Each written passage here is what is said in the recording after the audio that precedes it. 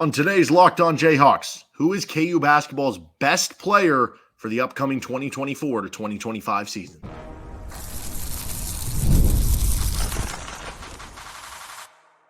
You are Locked On Jayhawks, your daily podcast on the Kansas Jayhawks. Part of the Locked On Podcast Network, your team every day. What's up? I'm Derek. He's Nick. You can find me on Twitter at DJohnsonRadio. He's at Nick_Schwert. And you can find the show here with Locked On Jayhawks anywhere you get your podcast.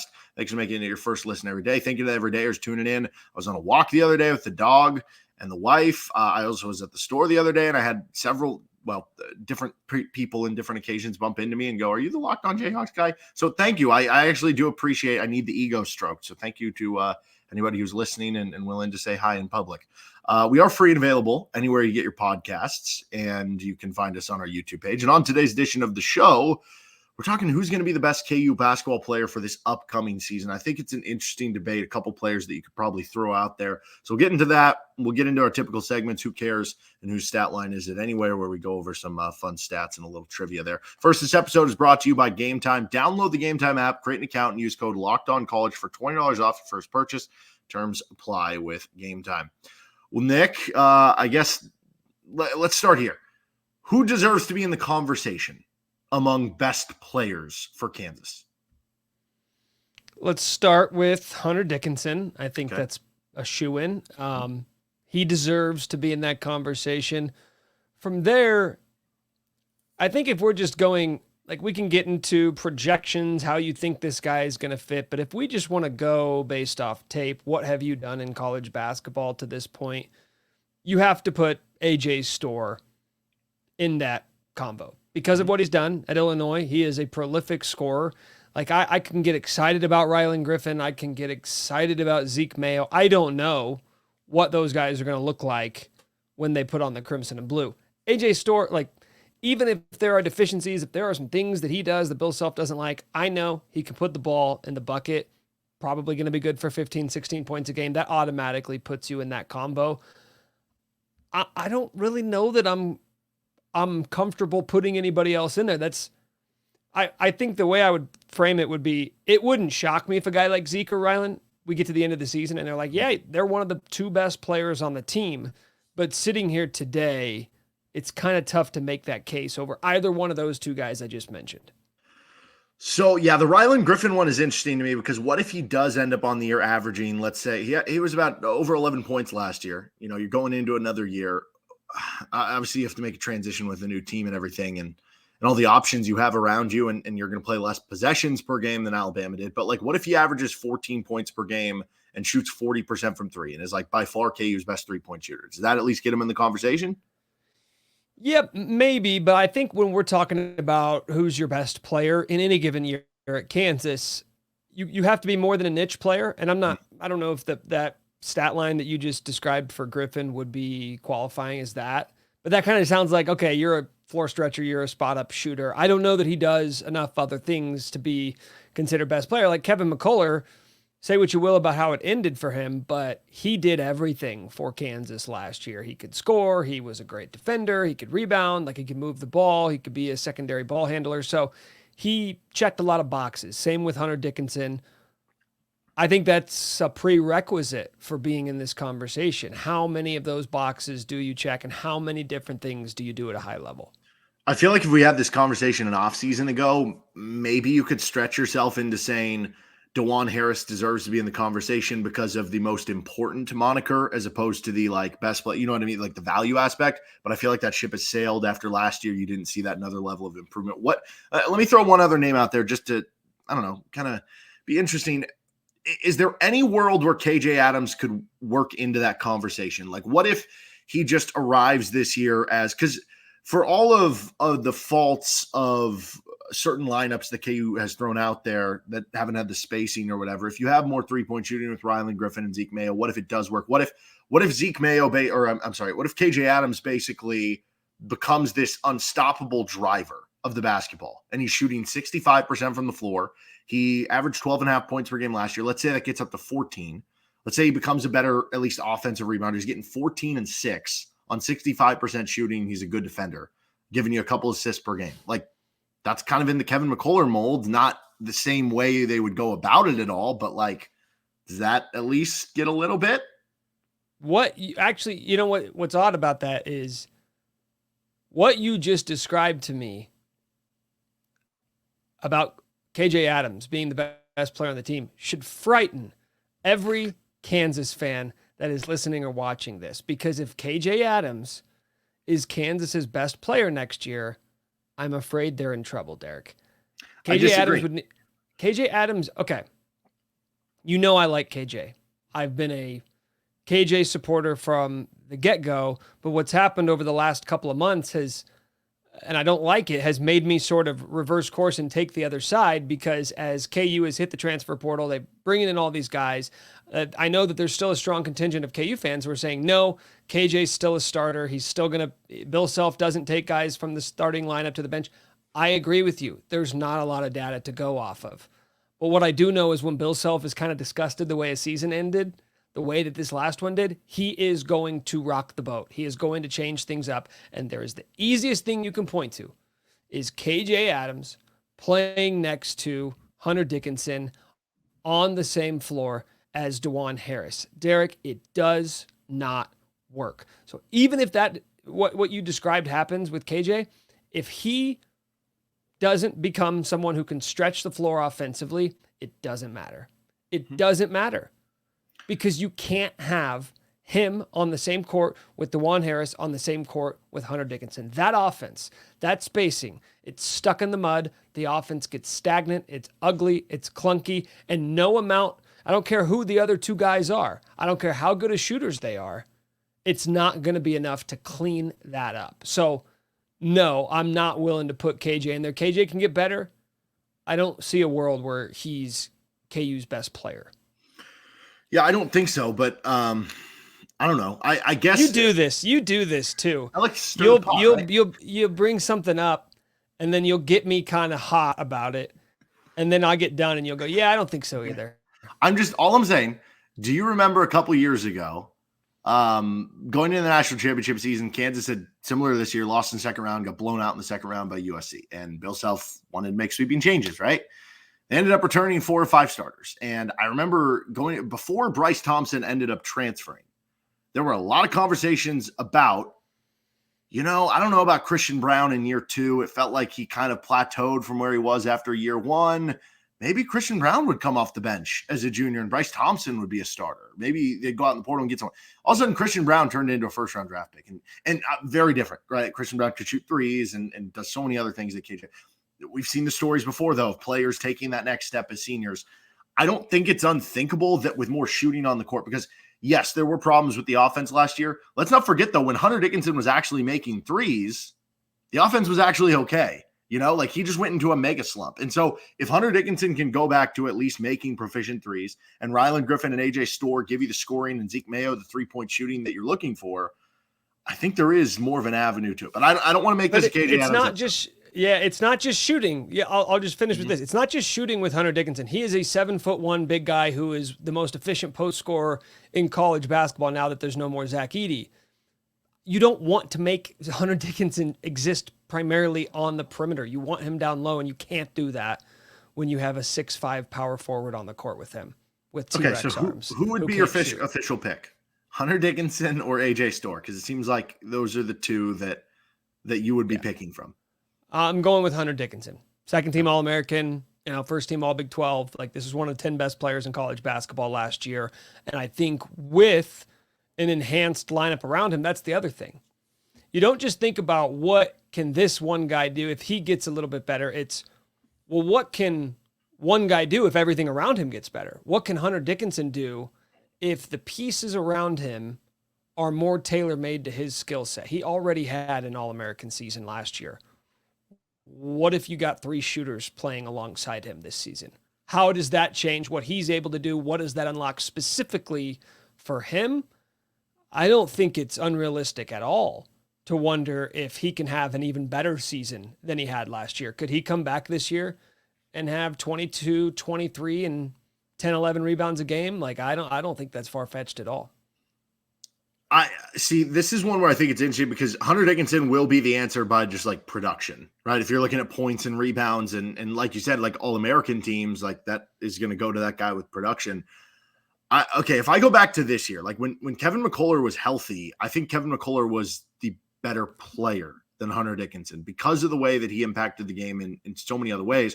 And Hunter's not a great defender. I think Hunter's actually an okay, like one-on-one post defender. He is big and that like still does matter, even though you do get put out in space more. But I do have serious concerns about the defense and what that leads to in terms of how you can defend and defending pick and rolls. And we saw them kind of get diced up with that against Gonzaga. And it wasn't all Hunter. It was other players messing up too. But like just inherently, that's going to kind of lower your floor there.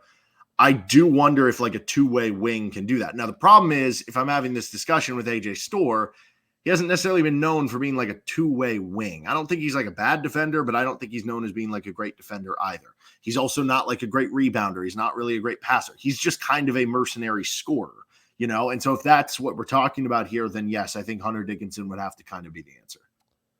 I'm off defense in general. Okay. I'm off.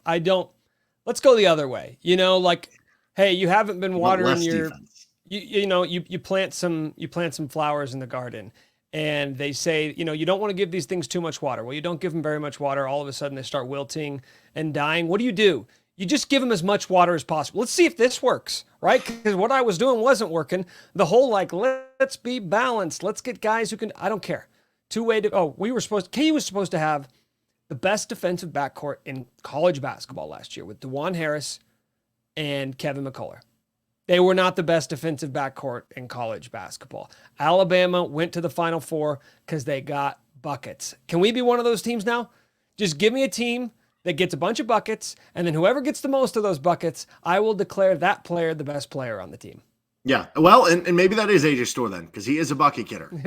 Honestly, I will leave the door open. Like I could actually see that being the case. Like, what if AJ Storr does average 18 points per game, and like it's just. I don't know, having a wing, the versatility of having a good wing is so important. You can play him at the 3, you can play him at the 4, right? It allows you to, if AJ Storr is really good, and you can throw out lineups of AJ Storr at the 4 with Rylan Griffen at the 3 and Zeke Mayo at the 2. Like it just unlocks a whole nother level. Well, I know we're going long on this, but I just want one last thought here. Like every single offseason, when you don't win the national championship, what do we always say? What does this team need? Oh, they need a guy who can go get his own shot. They need a guy who can get a bucket. And sometimes it seems a little repetitive. Like every single season they need bucket getters. Like, is there anything else to it? But the answer is not like, no, that's what you need. Like in the NBA, Joel Embiid has been, we all love Joe, been one of the best players in the league for the past 5 or 6 years. But what's the knock on him? That when you get to playoff time, you have to get him the ball. You have to get him to the ball and get him set up to be great. When you have a wing, when you have a ball handler who can do that himself, when you have a Remy Martin, you don't need other things on the court to happen just for this one thing that you do really well to work out. That's the same case with Hunter Dickinson. He's great, but you got to get him the ball, and it takes time to do a post move. If you have a wing who you can just hand it to at the top of the key, let him go to work and get buckets that way, especially in late game situations, especially at the end of the season, that's why we tend to look at those guys and say, oh yeah, they're kind of important. All right, let's get on to another episode of Who Cares, talking a little KU football, KU basketball on Locked On Jayhawks. First, this episode is brought to you by Game Time, an authorized ticket marketplace of Major League Baseball, which makes getting tickets faster and easier. Prices on the Game Time app actually go down the closer it gets to first pitch. With killer last-minute deals, all-in prices, views from your seat, and their lowest price guarantee, Game Time takes the guesswork out of buying MLB tickets. They got great features like their last-minute deals. Save up to 60% off buying last minute for sports, concerts, comedy, theater, and more. And that's perfect for baseball because, you know, with football, you might be buying the tickets the week before, like early in the season or maybe a few days before. Baseball, a lot of times, it's just like, yeah, an inkling. You know what? Let's go have some hot dogs and beer. Let's go to the game tonight. And boom, you can do that with Game Time. They have their flash deals, too. You can save even more with exclusive in-app deals and select seats ahead of the game or the event. Take the guesswork out of buying MLB tickets with Game Time. Download the Game Time app, create an account, and use code LOCKEDONCollege for $20 off your first purchase. Terms apply. Again, create an account and redeem code LOCKEDONCollege, LOCKEDONCOLLEGE for $20 off. Download Game Time today. Last minute tickets, lowest price guaranteed. On to another segment of Who Cares? And if you're new to this segment, I'm going to give a couple topics, and we're going to say which one we care more about. First up here, Kansas football being picked 4th in the preseason poll for Big 12 Media Days next week, or being pegged as a top 25 team in the upcoming College Football 25 video game. So one of those things excites me tremendously. One of those things scares me to death. And I don't know which way you think I'm going with this. I'm very excited that KU's a top 25 team in college football, the video game. Like I've been waiting.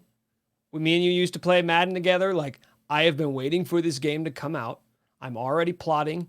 What's going to be the characteristic of my head coach? Is he going to be a schemer? Is he going to be a recruiter? What am I going to, what's going to be the strategy here? That I'm excited for. I'm terrified that KU has real expectations, not expectations by KU fans. Like KU fans expected the Hawks to be good last year, right? And they met those expectations. Now, the rest of the conference, the rest of college football expects Kansas to be good. And that terrifies me. Like, I don't know what to do with expectations as a Kansas football fan. So I would say I care about that more only because that's what's going to cause me more stress and anxiety this season is can this program, who we've seen just fall short of the lowest of expectations for the last 15 years, can they actually turn the corner and say okay, you built on it, year 2 under Lance Leipold, went to a bowl game, year 3, you compounded that with even more success. Is there another level? Is there another level this core and this team can go to this season? And on paper, it seems like the answer is yes, but I'm not going to believe it until I see it.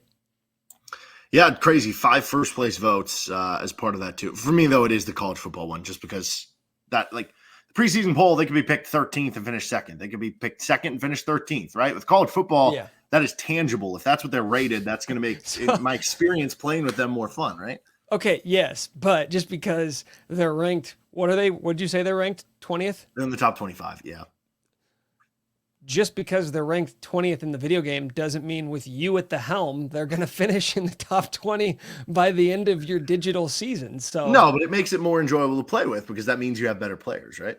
It does scare me though that the developers and all the writers who got to go to the EA Sports headquarters and play the game, it scares me that they have all said this game is super realistic. There's all sorts of different elements. I'm like, oh, so Jalen Daniels is going to get injured in the game too. Moving on. Tell me that thought hasn't crossed your mind. Injuries off, baby. Injuries. You're gonna be starting Cole Ballard week 3, bud. Okay, next one. Dan Hurley staying with UConn, or KU hiring Chase Buford as an assistant coach. I guess I'm more excited about, or I care more about Dan Hurley. Chase Buford, cool. Walk on at Kansas, had a viral post-game reaction. Pretty fiery on the sidelines. I think he was in the G League. He was in the G League, yeah. Yeah. Do you remember that post-game press conference? I do. Was he actually coaching? Because that might have been with the team. Was Frank Mason on his team? I don't remember. I think it was the Rio Grande Vipers or whatever. And he was fired up. And I'm like, man, I don't know any other coaches in the G League, but I can't imagine they're all as into it as this guy is. So that's cool. Dan Hurley returning to UConn. I wouldn't say it's a scary thing. College basketball can be very fickle. We love doing this thing where it's 2 in a row, which is, impressive. I'm not trying to poo-poo that at all. 2 in a row. Is he building a dynasty here? It's tough. It's really tough to sustain it. And I thought it would have been pretty shocking to see him leave UConn, where you have all the leverage, all the job security, and they're going to make you one of the highest paid basketball coaches, period, for a Lakers job where we know in the NBA, you don't have any leverage. You don't have any job security. You can be like Monty Williams, one of the highest paid coaches in the NBA, out after 1 year. They will toss you aside quickly. The fact that he was even entertaining it was a little bit surprising to me. So I would say I care more about that, but I'm not sure how much we're going to talk about this in a couple years. I think the Hurley one is more pertinent just because of there's going to start being arguments and conversations about who's the best coach in college basketball and who is the face of college basketball, right? It felt like it was Bill Self hands down when you had Coach K and Jay Wright retire and everything. And now some of those, and to me, it is still Bill Self, but I think that's going to be more of an open world. And I also think that's, one other big hurdle. But actually, I do care more about the Chase Buford one. What have we seen with these big coaching hires is that these other blue bloods is that it's not as easy right now, or at least it just hasn't been attempted at some of the other schools to go out and just get whoever you want. And you look at all three of the other blue bloods have had to make hires in the last 3 years. If you call them blue blood now and whatever you want to call blue bloods, but with North Carolina, they hired internally with Hubert Davis. Duke hired internally with John Shire. And now Kentucky, basically, I know Mark Pope wasn't coaching there, but he's a former Kentucky national championship player. And you always hear this with KU fans, and it always makes my eyes roll when it's like, oh, Danny Manning or whatever, this former KU player, because we have to keep it in the family. And I think that's so stupid. Go get the best coach you possibly can. You don't have to keep it in the family. But it is interesting whenever you hire somebody that, and I don't know, maybe this is just a stepping stone job for Chase Buford to get back into the G League or the NBA or something like that. But this guy was a really good coach. He won a whatever the G League championship or had the best record. I don't know if that was the COVID year and they didn't finish. He won back-to-back championships in the Australian Basketball League. At the very least, he's bringing probably new. I don't know, maybe things get a little stale on the KU coaching staff with as much as the guys have been around. He adds some new presence, and he's a younger guy. What if this is grooming your next potential head coach? I'm not saying that's the favorite to be the thing that happens, but would it be that crazy? I'm trying to think how old Norm Roberts and Curtis. Okay, Norm Roberts is 58. Curtis Townsend is 66. So I'm kind of thinking through this now. When Bill Self does retire, does he take? Are the old friends? Are they all going to? Are they all going to walk out hand in hand and be kind of we're all done? Can you imagine Curtis Townsend working for another coach that's not Bill Self? Same with Norm Roberts. Come on. You've had a lot of success. You've been here for a long time. So it could be just a clean sweep, brand new coaching staff, I think that's what scares a lot of fans, especially blue blood fans. If you're Kentucky, if you're Duke, I don't know who this new guy is. I don't know who any of his assistants are. I don't know if any of them know the first thing about the different nuances of coaching at Duke or Kentucky. So I understand why fans do that. I agree with you. Go out and get the best guy. But Kentucky settled for Mark Pope, Derek. That, Mark Pope, and that's Kentucky, right? They didn't go out and get their guy. They had to take Mark Pope. Duke's a little bit different. Coach K kind of handpicked his guy in John Shire. I don't know if Chase Buford is going to be that guy for Kansas, but to me, it's just kind of hey, take a shot. Bring these dudes on. And I would hope that that's kind of the idea, as opposed to, hey, you went to KU, I'm friends with your dad, let me do you a solid here. I hope there's this idea of, let's take a million shots at all these former KU guys who are in the coaching world now, and 99 of them can turn out to just be another dude. But if we stumble upon one guy who's just got something special, then it makes the whole effort worth it. So I have no idea if Chase Buford's that guy, but I get the mindset behind it. Right. By the way, he did coach Frank Mason, so maybe he has the connection. Frank said he wants to be future KU head coach. Buford takes over head coach, Frank assistant, and then 20 years from now, Frank Mason's the head coach. There we go. All right, let's finish up here. Whose stat line is it anyway? This is Locked On Jayhawks. All right, last thing here. Whose stat line is it anyway? I'm going to give Nick a stat. He's going to try to guess it. He's been pretty good with his guesses. Here's the stat for today. So Bart Torvik keeps track of players' dunk stats. It only goes back to 2010, though, so we don't have dunk stats before then, so keep that in mind. When I say all time, I'm only referring to really the last 15 years. So since then, who is KU's career leader in dunks for players 6'2" or less? 6'2". And this is listed by KU 6'2" or less, right? So realistically, it might be 6'4" or less, right? Devonte was 6'4", I think. Devonte was listed at 6'2". Can you tell me how many dunks what's the number of dunks? The number is 9. 9 dunks. Mm-hmm. So most likely like 9 and 3 years, 3 a year, which means you don't remember them. Like that's how it works with dunks. You need to have like 20 in a season where like he can probably dunk. a lot against like, some random bye team in November. I've got to go with Devonte. Like I can't really picture any other tiny dudes dunking. I'm going with Devonte Graham is first. Congrats. He had 9 of them. Let's go. Second is actually Dajuan Harris, who has 4, which I can remember like 1. I don't know that I can remember all 4. But maybe he has a big year and can surpass Devonte. How about this guy in third? Joe Yesufu in third with 3 of them. Okay. Frank Mason and Josh Selby each had 2. Remy Martin and Devon Dotson each had 1. Now, in contingent with this, KU just added Shakeel Moore, a transfer from Mississippi State. Would you like to guess how many career dunks Shakeel Moore has, who is listed under 6'2"? I think he's listed at like 6 foot, 6'1". How many years has he played? 4, 3, 4. The fact that you're bringing this up, I'm guessing it's more than 9. So I'm going to go with 11. 28. Which is 6 more than that entire list together. So I say this, Shakeel Moore, I don't know how big of a role he's going to play. Might play 10 minutes a game, might be 15, 20. I don't know. He's the greatest sub 6'2" dunker that Bill Self has ever had. I don't know if that does anything for you.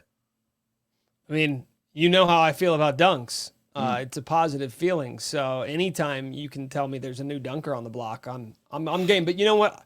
It's funny that Joe Yesufu's third on that list, but I remember he had that dunk in like the play-in game versus Wichita State, and I was like, oh my gosh, they're getting this kid. He's gonna start. He's gonna dunk a lot. And I guess by the standards of little guys, he did dunk quite a bit. Yeah, 3 of them in 2 years. So there you go. All right, Nick, where can you find your work right now? You can check out my podcast, Could Be Wrong, wherever you get your podcasts, as well as YouTube. All right, I'm Derek Johnson. He's Nick Schwartz. You can find me at DJohnsonRadio Radio on Twitter, and that'll do it for today's episode of Locked on Jayhawks. Again, you can find LOJ anywhere you get your podcasts, as well as on YouTube. And we'll see you next time for another edition of the show. We'll have a Football Friday episode later this week. Later.